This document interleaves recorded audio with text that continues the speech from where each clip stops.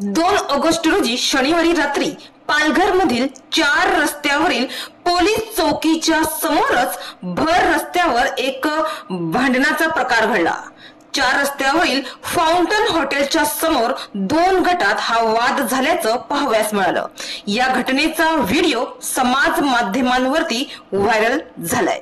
माहितीनुसार येथीलच एका हॉटेलमध्ये 2 तरुणांचा ग्रुप जेवणासाठी आला होता। मात्र याच दरम्यान जेवणासाठी आलेल्या या 2 तरुणांच्या गटांमध्ये कोणत्या तरी कारणावरून वाद झाला। हा वाद इतका वाढला की त्याचे रूपांतर भांडणात झाले।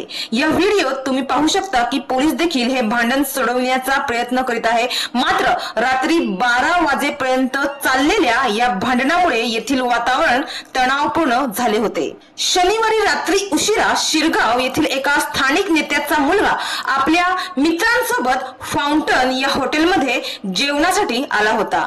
तर दुसरा ग्रुप म्हणजे पालघरच्या भाजपा पक्षात काम करणाऱ्या तरुणांचा ग्रुप देखील याच फाउंटन हॉटेलमध्ये जेवणासाठी आला होता। मात्र या दोघांमध्ये कोणत्या तरी कारणावरून वाद झाला आणि तो वाद भांडणात आणि नंतर हाणामारीत बदलला। मात्र या घटनेवरून पालघरचे हॉटेल रात्री उशिरापर्यंत सुरू असल्याचे लक्षात आल्याने अनेकांनी पोलिसांच्या कार्यपद्धतीवर उशिरापर्यंत हॉटेल सुरू असल्याने त्यांच्या भूमिकेवर प्रश्नचिन्ह उपस्थित केलं आहे आणि असे हॉटेल रात्री 11लाच बंद करावे अशी मागणी आता करण्यात येत आहे। तर माहितीनुसार काही तासाने या दोन्ही गटाला पालघर पोलीस ठाण्यात दाखल करण्यात आले। यावेळी दोन्ही गटातील तरुणांना पोलिसांकडून समज देण्यात आली। या दोन्ही गटाला समजविणे तितके सोपे नव्हते। मात्र पोलिसांनी तरुणांना योग्य मार्ग दाखविण्यासाठी आणि भविष्यात अशा घटना टाळण्यासाठी समज दिली आणि त्यांना सोडून देण्यात आले। मात्र यावेळी पोलीस ठाण्यात परस्पर विरोधी NC दाखल करण्यात आल्याची माहिती आहे। मात्र सध्याच्या घडीला अशी वेळ आली आहे की कोणी कोणाचे ऐकायला तयारच नाही। सध्या भांडणाचे प्रकार वाढल्याचे दिसत आहे।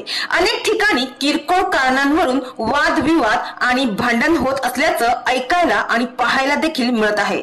मात्र अशा घटनांमुळे समाजात गैरसमज निर्माण होऊ शकतो। त्यामुळे शांतता आणि संयम बाळगणे आवश्यक आहे। भांडणावर समजूतदारपणाने तोडगा काढणे आवश्यक आहे। मात्र पोलीस समाजासाठी एक आवश्यक घटक आहे हे या घटनेवरून सिद्ध झालंय। एकीकडे समाजात पोलिसांचे कारनामे देखील समोर येत असताना दुसरीकडे मात्र पोलिसांची भूमिका ही किती महत्वाची आहे हे सुद्धा या घटनेमुळे सिद्ध झालंय। पोलीस नक्कीच कायदा आणि सुव्यवस्था तसेच शांतता राखण्यासाठी मदत करतात। त्यांची भूमिका केवळ गुन्हेगारी रोखणे आणि तपास करणे इतकीच मर्यादित नाही तर सार्वजनिक सुरक्षा सुनिश्चित करणे आणि नागरिकांमध्ये सुरक्षिततेची भावना निर्माण करणे देखील आहे। याचा प्रत्यय या घटनेमुळे आला आहे। एकंदरीत पोलिसांमुळे लोकांना भीतीमुक्त वातावरणात जगता येते हे देखील खरं आहे।